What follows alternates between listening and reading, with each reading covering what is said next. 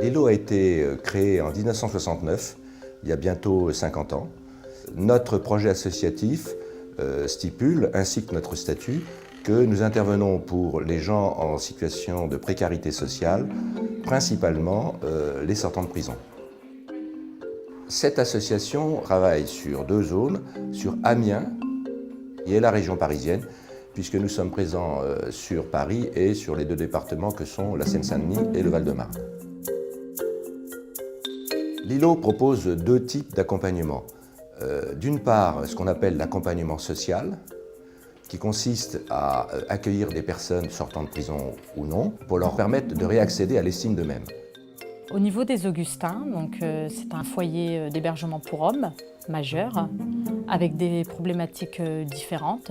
On met des référents, donc un éducateur spécialisé ou un assistant social, pour construire un projet d'accompagnement social avec la personne. C'est pour ça que Najette, elle est là, c'est une référente, elle est là pour nous aider dans les démarches, tout ce qui est administratif, tout ça, même pour le travail, quoi. Cette personne, à un moment donné, elle a trouvé un cadre contenant, sécurisant, et du coup qui donne du sens à nos rencontres. C'est ma chambre, elle est là. Mon chez-moi, en attendant de trouver un appartement.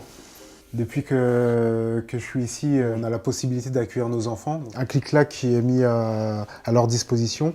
Et moi, je dors là-haut, il y a une mezzanine. Ce qui est intéressant ici, c'est qu'on est bien entouré. On a la possibilité d'être assisté. Moi, j'avais des problèmes de papier, j'ai réussi en fait à les faire grâce à eux. J'avais besoin de structures bien établies pour pouvoir repartir du bon pied. Et l'îlot m'a permis tout cela. Et pour cela, je leur suis bien reconnaissant, encore une fois. Le deuxième mode d'accompagnement, c'est un accompagnement qu'on va qualifier de professionnel, qui se fait dans ce qu'on appelle des ACI, des ateliers chantiers d'insertion, avec trois activités.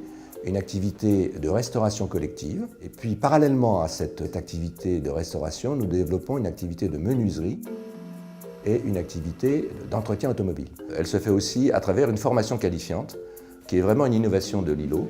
Alors les chantiers d'insertion ou ateliers qualification insertion au sein de l'îlot, c'est un outil exigeant parce qu'il impose, aux salariés en insertion, une alternance dans l'apprentissage d'un métier. Et surtout, c'est de lui permettre de construire ou de poursuivre la construction de son projet de vie.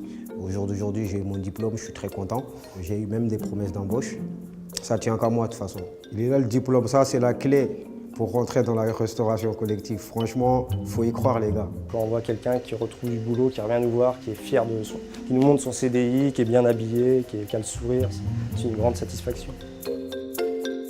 On peut dire que 40% sortent de chez nous avec une situation pérenne, que ce soit un job ou que ce soit une formation plus longue. Côté logement, la situation est un peu la même. 40% des personnes qui sortent de chez nous sont autonomes au niveau de leur logement.